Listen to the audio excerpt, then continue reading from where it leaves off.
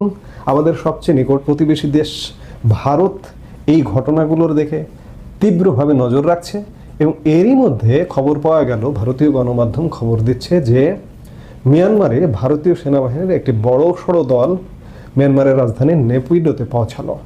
জানা গেছে মার্কিন সেনাবাহিনীর 100 জনের বেশি বাংলাদেশের চট্টগ্রামে পৌঁছেছে। অন্যদিকে ভারত তার 3 বাহিনীর 120 জন সদস্যকে মিয়ানমারে পাঠিয়েছে। বিশেষজ্ঞদের মতে এসব ঘটনা নিছক কাকতালীয় নাও হতে পারে, বিশেষ করে যখন এই দুটি স্থান ভারতের উত্তর পূর্বাঞ্চলীয় রাজ্য 7 সিস্টার্স এবং মিয়ানমারের অস্থিতিশীল রাখাইন প্রদেশের কাছাকাছি। এগুলো কি যুক্তরাষ্ট্রের ইন্দো প্যাসিফিক কৌশলের অংশ নাকি আঞ্চলিক শক্তিগুলোর মধ্যে নতুন উত্তেজনা? আপনারা খেয়াল করেছেন সাম্প্রতিক সময়ে ভারতের প্রধানমন্ত্রী নরেন্দ্র মোদীও কিন্তু পশ্চিমবঙ্গের রাজধানী কলকাতায় ভারতীয় সেনাবাহিনীর ইস্টার্ন কমান্ডের হেডকোয়ার্টার ফোর্ট উইলিয়ামে গত 15 সেপ্টেম্বর সেনাবাহিনীর সশস্ত্র বাহিনী 3 বাহিনীর সঙ্গে একটা বৈঠক করেছেন। যে বৈঠকে উপস্থিত ছিলেন সেনা সর্বাধিনায়ক অনিল চৌহান, জাতীয় নিরাপত্তা উপদেষ্টা অজিত দোভাল, প্রতিরক্ষা মন্ত্রী রাজনাথ সিং এবং সেনা বাহিনীর 3টা যে বাহিনী সেনা, নৌ, বিমান 3 বাহিনীর প্রধানগণ উপস্থিত ছিলেন। বাংলাদেশে যখন সামরিক মহড়া হচ্ছে তখন ভারতের প্রধানমন্ত্রী সেনাবাহিনীর সঙ্গে বৈঠক করছে। এগুলো কি এই উপস্থিতি, মার্কিন সামরিক উপস্থিতি বা এগুলো প্রেক্ষিতে এমনটাই ভারতীয় সেনাবাহিনী মার্কিন সেনাবাহিনীর উপস্থিতির বিপরীতে মিয়ানমারের রাজধানী নেপিডোতে উপস্থিত হয়েছে। বাংলাদেশের চট্টগ্রাম শহরটি বঙ্গোপসাগরের কৌশলগত উপকূলে অবস্থিত। সেখানেই গত 1 সপ্তাহ ধরে মার্কিন সামরিক তৎপরতা বেড়েছে। গত 10 সেপ্টেম্বর মার্কিন বিমান বাহিনীর একটি C-130J সুপার হারকিউলিস বিমান শাহ আমানত আন্তর্জাতিক বিমানবন্দরে অবতরণ করে। এরই সঙ্গে জানা গিয়েছিল প্রায় 120 জন মার্কিন সেনা এবং বিমান বাহিনীর কর্মকর্তা চট্টগ্রামে পৌঁছেছেন। এগুলো 10 সেপ্টেম্বরের ঘটনা। 15 সেপ্টেম্বর ভারতের প্রধানমন্ত্রী পুরো তার নিরাপত্তা সংক্রান্ত যত বাহিনী আছে সব বাহিনীর সাথে ফোর্ট উইলিয়ামে মিটিং করেছেন। এসব সৈন্যরা রেডিসন ব্লু হোটেলে অবস্থান করে, যেখানে তাদের নাম রেজিস্টারে লেখা হয়নি। এই অপারেশনটি অপারেশন প্যাসিফিক অ্যাঞ্জেল 25-4 এর অংশ। 15 থেকে 18 সেপ্টেম্বর পর্যন্ত মার্কিন যুক্তরাষ্ট্র, বাংলাদেশ এবং শ্রীলঙ্কার বিমান বাহিনীর মধ্যে এটি পরিচালিত হচ্ছে। কিন্তু প্রশ্ন হচ্ছে, কেন এই মহড়ার বিষয়টি গোপন রাখার চেষ্টা হয়েছিল? এর আগে 8 থেকে 10 সেপ্টেম্বর যুক্তরাষ্ট্রের হাওয়াইতে অনুষ্ঠিত ল্যান্ড ফোর্সেস টক্সে ইউএস আর্মি প্যাসিফিক কমান্ড এবং বাংলাদেশ সেনাবাহিনী দ্বিপক্ষীয় সম্পর্ক জোরদার করার বিষয়ে আলোচনা করে। এদিকে বঙ্গোপসাগরে চট্টগ্রামের অবস্থান তাৎপর্যপূর্ণ, সেখানে চীনের প্রভাব বাড়ছে। কিছু প্রতিবেদনে দাবি করা হয়েছে যে যুক্তরাষ্ট্র মায়ানমারের বিদ্রোহী গোষ্ঠীগুলোকে সমর্থন করতে চায়, যেমন আরাকান আর্মি মায়ানমারের একটি বিদ্রোহী গোষ্ঠী। এই বিদ্রোহীরা জনতা সরকারের বিরুদ্ধে লড়াই করছে। এদিকে বাংলাদেশের সেন্ট মার্টিন দ্বীপেও আমেরিকার নজর রয়েছে বলে এটি দীর্ঘদিনের আলাপ আছে বাংলাদেশে। বাংলাদেশের গোয়েন্দা সূত্র জানিয়েছে যে মার্কিন সেনারা 20 সেপ্টেম্বর চট্টগ্রাম ত্যাগ করবে। এদিকে মনে করা হচ্ছে যে ভারত নীরবে পাল্টা জবাব দিচ্ছে। গত 16 সেপ্টেম্বর ভারতীয় বিমান বাহিনীর একটি IL-76 বিমান সেনাবাহিনী, নৌবাহিনী এবং বিমান বাহিনীর 120 জন সদস্যকে নিয়ে মিয়ানমারের রাজধানী নেপিডোতে অবতরণ করে। এটি তৃতীয় ভারত মিয়ানমার পারস্পরিক সামরিক সাংস্কৃতিক বিনিময় 16 থেকে 20 সেপ্টেম্বর পর্যন্ত চলবে। এই মহড়ায় অপারেশনাল সহযোগিতা, সাংস্কৃতিক বিনিময় এবং প্রতিরক্ষা সম্পর্কের ওপর গুরুত্ব দেওয়া হবে। মিয়ানমারের সামরিক জনতার সঙ্গে ভারতের ঐতিহাসিক সম্পর্ক জোরদার করতেই এই পদক্ষেপ নেওয়া হয়েছে। 2021 সালের সামরিক অভ্যুত্থানের পর থেকে মিয়ানমারে সেনাবাহিনী ক্ষমতায় রয়েছে। এদিকে মিয়ানমারকে নিজেদের অ্যাক্ট ইস্ট পলিসির একটি গুরুত্বপূর্ণ অংশ বলে মনে করে ভারত সরকার, বিশেষ করে উত্তর পূর্বাঞ্চলের রাজ্যগুলির সঙ্গে যোগাযোগের জন্য। কালাদান মাল্টিমোডাল ট্রানজিট প্রজেক্ট, যেটি ভারতের মিজোরাম থেকে সিতোয়ে বন্দর পর্যন্ত বিস্তৃত। এই প্রকল্পগুলি জনতার সমর্থনের উপর নির্ভর করে, কিন্তু মিয়ানমারের আরাকান আর্মি ও অন্যান্য বিদ্রোহীদের বিরুদ্ধে গৃহযুদ্ধ চলছে। এই অর্থে গোটা বিষয়টি দারুণ সংবেদনশীল। এদিকে এর আগে গত মে মাসেও কক্সবাজারে মার্কিন সেনার উপস্থিতি ঘিরে জল্পনা তৈরি হয়েছিল। উল্লেখ্য, বাংলাদেশের চট্টগ্রাম থেকে মিয়ানমারের রাখাইন প্রদেশে মানবিক করিডোর তৈরি করার পরিকল্পনা করেছিল ডক্টর ইউনূসের সরকার। তবে এই করিডোরের মাধ্যমে উত্তর পূর্ব ভারতে অশান্তি ছড়াতে পারে বলে আশঙ্কা করা হচ্ছিল।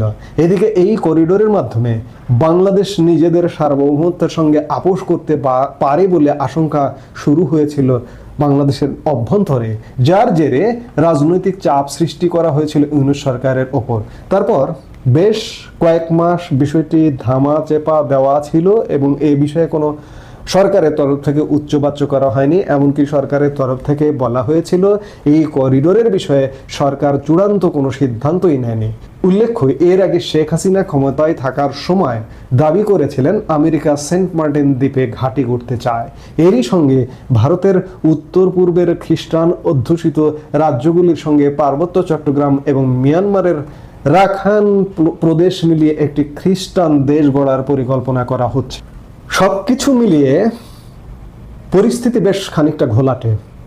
মার্কিন সামরিক উপস্থিতি, কোনো কথা নেই, বার্তা নেই, কোনো ঘোষণা নেই। হঠাৎ করে বিপুল পরিমাণ মার্কিন সামরিক সরঞ্জাম সহ বিমান সহ বাংলাদেশে উপস্থিত হয়ে গেছে। ওদিকে ভারতও বসে নেই। ভারত ইতিমধ্যেই মিয়ানমারে সেনাবাহিনী 3 বাহিনীর সদস্যদের পাঠিয়েছে। পরিস্থিতি আসলে কোন দিকে যাচ্ছে? পরিস্থিতি যেদিকে যাচ্ছে, পরিস্থিতি কোনোভাবেই সুখকর মনে হচ্ছে না। এখানে হয়তো একটা যুদ্ধ পরিস্থিতি হবে কিনা, কিংবা মার্কিন যুক্তরাষ্ট্র ভারতের সম্পর্ক যদি এর মধ্যে উন্নয়ন হয়ে যায়, হয়তো যুদ্ধ পর্যন্ত গড়াবে না। কিন্তু তারপরেও ভারত হয়তো প্রস্তুতির অংশ হিসেবেই মিয়ানমারে সৈন্য পাঠিয়েছে এবং ভারত নিশ্চিতভাবে মিয়ানমারের জনতা সরকারের পক্ষে থাকবে। আর এই যে মার্কিন সামরিক শক্তি যেগুলো আমরা দেখছি, সেটি মিয়ানমারের বিদ্রোহী গোষ্ঠীকে আওয়ামী লীগের সাপোর্টাররা আছে। তার মানে অতীতে যেটা বলতেন এখন আর সেটা নাই। অতীতে বলতেন আওয়ামী লীগকে কেউ ভোট দেবে না, তারা জোর করে নির্বাচনের মাধ্যমে নির্বাচিত হতে চায়, সাজানো বানোয়াট নির্বাচনে। এখন বলছে আওয়ামী লীগকে মানুষ ভোট দিয়ে দেবে, অর্থাৎ আওয়ামী লীগকে ভোট দিয়ে দিলে দোজক হয়ে যাবে তার ভাষায়। এখন মানুষের ভোটাধিকার, মানুষের পছন্দ করার অধিকার, এইটাও তারা আর দিতে রাজি হচ্ছে না। আসলে তারা ভোট দেবে না, এগুলো ভণ্ডামি। আসলে কোনো ভোট দেবে না। এরা চায় বিএনপি, জামাত, এনসিপি অন্যদের ভিতরে বিরোধ লাগিয়ে টাগিয়ে কোনোভাবে অস্থিতিশীল পরিস্থিতি সৃষ্টি করে যতটা সময় ক্ষমতায় থাকা যায়। আর আওয়ামী লীগের নামক একটা জুজুর ভয় দেখিয়ে তোমরা সবাই এক থাকো, তোমরা বিভাজিত হয়ে না, আওয়ামী লীগ আসতেছে, আওয়ামী লীগ আসতেছে, ভারত সাহায্য করবে, এই জাতীয় একটা জুজুর ভয় দেখিয়ে এই অনির্বাচিত ব্যক্তিরা আরো কিছুদিন ক্ষমতায় থেকে দুর্নীতি, ক্ষমতার অপব্যবহার এবং আওয়ামী লীগ সহ 14 দলের নেতৃবৃন্দদেরকে ক্যাঙ্গারু কোর্টের মাধ্যমে সাজানো বিচার প্রক্রিয়ার মাধ্যমে সাজা দিয়ে মনে করে যে আওয়ামী লীগকে তারা নিবৃত করতে পারবে। এই নির্বোধদের কোনো ধারণাই নাই। বঙ্গবন্ধুকেও তো মৃত্যুদণ্ড দেওয়া হয়েছিল। সেই মৃত্যুদণ্ডের পরে বঙ্গবন্ধুর মৃত্যুদণ্ড কার্যকর করতে পেরেছিল। 1/11-এর সময় শেখ হাসিনাকে নির্ঘাত সাজা দেওয়ার চেষ্টা হয়েছিল, পেরেছিল? পারেনি। 75-এর 15 আগস্টের পরে আওয়ামী লীগকে বিনাশ করে দিয়েছে, এই ধারণায় বঙ্গবন্ধুর খুনিদের দায় মুক্তি দেওয়া হয়েছিল, পেরেছে? পারেনি। যুদ্ধ অপরাধীদের মন্ত্রী করা, রাষ্ট্রপতি করা, প্রধানমন্ত্রী করা, নানাভাবে মুক্তিযুদ্ধের চেতনা ধ্বংসের চেষ্টা করা হয়েছে, পেরেছে? তারা পারেনি। এর সঙ্গে নতুন করে যুক্ত হয়েছে লন্ডনে শরণাতীতকালের সবচেয়ে বড় সমাবেশ হয়েছে, ইউনূস বিরোধী সমাবেশ। 2টি স্লোগান ছিল, একটা শেখ হাসিনার প্রত্যাবর্তন, আর একটা ছিল ইউনূসের পদত্যাগ এবং তারা যে অন্যায় করেছে তার বিচার দাবি। লন্ডন থেকে বাংলাদেশ হাই কমিশন এবং বিভিন্ন মাধ্যমে সরকারকে রিপোর্ট করা হয়েছে যে লন্ডনের ইতিহাসে কোনোদিন এত বড় সমাবেশ, এত ক্ষোভ হয়নি এবং এখানে স্বতঃস্ফূর্ত ছিল। এটা তো আর বাংলাদেশ না যে টাকা দিয়ে ভাড়ায় লোক আনা যাবে। অর্থাৎ প্রবাসীরা প্রচন্ডভাবে ক্ষুব্ধ। আর এই ইউনূস সরকার তার এই 1 বছরের ভিতরে এমন কিছু দেখাতে পারেননি যে কারণে মানুষ শেখ হাসিনার থেকে মুখ ফিরিয়ে নেবে। বরং যারা শেখ হাসিনার সমালোচনা করতেন তারাই এখন বলতেছেন শেখ হাসিনাই ভালো ছিল, শেখ হাসিনাকেই দরকার। এর সঙ্গে নতুন করে আরো যুক্ত হয়েছে আইন শৃঙ্খলা রক্ষার দায়িত্বে যে পুলিশ বাহিনী, তারা অন্যায়, নির্দেশ, হুকুম বাস্তবায়ন করতে গিয়ে মানুষের উপরে আর জুলুম করতে রাজি না। এ কারণে ঢাকায় যদি কেউ মিছিল করে, সমাবেশ করে, তারা নামকে অস্তা জিটুক করার দায়িত্ব, অতটুকুর বাইরে আর কিছুই তারা করতে চাচ্ছে না। ডক্টর ইউনূসের সবচেয়ে ঘনিষ্ঠজন যারা, তারা নাকি তাকে তথ্য দিয়েছে যে এই পরিস্থিতিতে আমাদের কি করা যেতে পারে। এখনো তারা কোন সিদ্ধান্তে আসতে পারেন নাই কি করবেন। কোনোভাবেই পুলিশকে যা ইচ্ছে তাই করতে নির্দেশ দিয়েও কিছু করানো যাচ্ছে না। 3.5 লাখের উপরে মানুষ গ্রেপ্তার করে ঠেকানো যাচ্ছে না। ঢাকার রাস্তায় ব্যস্ততম সময় ব্যস্ততম রাস্তায় মিছিল হয়ে যাচ্ছে, মিছিলের পরিসর বাড়তেই আছে এবং মানুষের ভিতরে তীব্র ক্ষোভ। সব মিলে ইউনূস এখন কি করবেন সে জাতীয় একটা ভয়ঙ্কর দুশ্চিন্তার ভিতর তিনি পড়ে বারবার তার ছোট্ট ক্যাবিনেটকে নিয়ে বসছেন। কেউই তাকে সন্তোষজনক কিছু বলতে পারছেন না। চূড়ান্তভাবে তারা বলছেন যে আওয়ামী লীগ ভোটে আসলে নির্বাচিত আওয়ামী লীগ হয়ে যাবে, তাকে আর ঠেকানো যাবে না। এই নির্বাচন যদি নিরপেক্ষভাবে হয় তাতেও আওয়ামী লীগ হয়ে যাবে। এটাই হচ্ছে একাধিক গোয়েন্দা সংস্থা থেকে সরকারের কাছে দেওয়া রিপোর্ট। আমি নিশ্চিত করে বলছি, সরকারের একাধিক গোয়েন্দা সংস্থা রিপোর্ট দিয়ে বলেছে আওয়ামী লীগ নির্বাচনের সুযোগ পেলে কঠিন পরিস্থিতি হয়ে যাবে। তারা তো আর এই কথা বলতে পারে না যে আওয়ামী লীগ জিতে যাবে, কিন্তু রিপোর্টের ভাষার যে মিনিংটা, সেই মিনিংটা হচ্ছে আওয়ামী লীগ নির্বাচনে আসলে ইউনূস সরকার বা তার যারা তৈরি করা জামাত, এনসিপি, তাদের অস্তিত্ব থাকবে না। বরং যারা এই জুডিশিয়াল কিলিং করার চেষ্টা করতেছে, মব করেছে, রাষ্ট্রের ভিতরে রাষ্ট্রদ্রোহিতা করেছে, অন্যায় অপরাধ করেছে, তাদের যে ভয়ঙ্কর বিচারে মুখোমুখি হতে হবে, এটা একেবারে মোটামুটি তারা নিশ্চিত, এভাবে রিপোর্ট দিয়েছেন। অন্যদিকে বিএনপি সিদ্ধান্তহীনতায়, তারেক রহমান বাংলাদেশে ফিরবেন এরকম কোন সম্ভাবনার কথা বিএনপির দায়িত্বশীল কেউই বলতে পারছেন না। জনসভায় কর্মীদেরকে সন্তুষ্ট করার জন্য যেটা বলার সেটা বলছেন। এই অস্থির অবস্থায় যে কোনো সময় বিস্ফোরণ হয়ে যাবে বাংলাদেশে। সেই বিস্ফোরণ আগ্নেয়গিরির যেমন বিস্ফোরণ হয়, অনুরূপ বিস্ফোরণ হবে রাস্তাঘাটে সর্বত্র।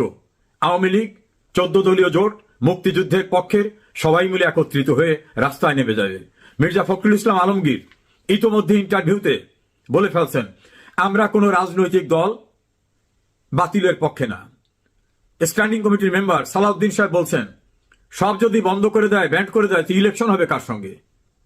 এটার দ্বারা নাকি ইউনূস সরকার মেসেজ পেয়ে গেছেন যে দল বাতিলের সিদ্ধান্ত, তারা কাগজটা দিয়ে একটা বাতিলের সিদ্ধান্ত নিলেও আওয়ামী লীগ যে বাতিল করে বন্ধ করে করা যাবে না, এটা যেমন রাস্তায় দৃশ্যমান, অনুরূপভাবে বিরোধী রাজনৈতিক দলেও কোনো সাপোর্ট পাবেন না। এই সিচুয়েশনে আওয়ামী লীগকে নির্বাচনে আসার পথ রুদ্ধ করার চেষ্টাও যে ব্যর্থ হয়ে যেতে পারে, সে জাতীয় শঙ্কায় রয়েছেন বর্তমান সরকার। তারা মনে করছেন যে কোনো সময় ঢাকা অবরোধ হয়ে যেতে পারে। অবরোধ হয়ে গেলে পুলিশ, বিজিবি, র্যাব এরা কেউ ইউনূসকে বাঁচাতে পাশে দাঁড়াবে না। কারণ এদের প্রতি বেশ অবিচার করা হয়েছে, এদের মানুষদের হত্যা করা হয়েছে, তার বিচার করা হয়নি। সেনাবাহিনী নানা কারণে শেখ হাসিনার সরকার থেকে চলে যাওয়ার সময় নীরব থাকলেও একই ধারা যদি তারা অব্যাহত রাখে, তাহলে আওয়ামী লীগের গণজোয়ারে, জনস্রোতে গণভয়ঙ্কর পরিস্থিতির মুখোমুখি ইউনূস এবং তার দোসররা হয়ে পড়লে সেটা কি লিবিয়া, মিশর, ইরাক এ জাতীয় দেশের মতো পরিস্থিতি হতে পারে, এমন শঙ্কাও তারা বোধ করছেন। ডক্টর মোহাম্মদ ইউনূস এবং তার উপদেষ্টারা এখন ভয়ঙ্কর নিরাপত্তাহীনতা বোধ করছেন। এই পরিস্থিতিতে তাদের নাকি পাহারা দেবার জন্য নিরঙ্কুশভাবে কোনো বাহিনীও আর সক্রিয়ভাবে ভূমিকা রাখবে, এটা তাদের ধারণা যে রাখবে না। এই আতঙ্কের ভিতরে ইউনূস এখন। এটা অস্বাভাবিক না, যে কোনো সময় ইউনূস যে কোনো অজুহাতে দেশ ছেড়ে চলে যেতে পারেন। সেক্ষেত্রে পরবর্তী দায়িত্বে কে আসবেন, সেটাই এখন অনেকের আলাপ আলোচনা এবং চিন্তার বিষয়। ইউনূস যে থাকছেন না এবং তিনি যে দেশ ছেড়ে পালাবার সুযোগও পাবেন না, এমন আলাপ আলোচনা, এমন পর্যালোচনা, এমন বিশ্লেষণ কিন্তু অনেকেই করছেন। যারা তীব্র আওয়ামী বিরোধী তারাও বলছেন মুক্তিযুদ্ধের পরাজিতরা প্রকাশ্যে রাজনীতি করবেন বিজয়ীর দেশে, আর বিজয়ের যারা মহানায়ক তারা ব্যান্ড হয়ে থাকবেন। এইটা ধরে রাখা, এটা করে রাখা সম্ভব না। এবং যারা সারেন্ডার করেছিল 71-এ তারা সেই স্বাধীন দেশে থাকবেন আর যারা বিজয়ী তারা থাকবেন না, এটা বাস্তবতা না। যে কোনো সময় একটা উত্তাল ঢেউ এসে যাবে, যেখানে প্রশাসনের কেউই ইউনুসকে আর রক্ষায় এগিয়ে আসবে না। সে সময় খুব দূরবর্তী না। আশা করি বিষয়টি বুঝতে পেরেছেন। এ নিয়ে আপনার গুরুত্বপূর্ণ মন্তব্যটি অবশ্যই কমেন্ট বক্সে জানিয়ে দিবেন। ধন্যবাদ।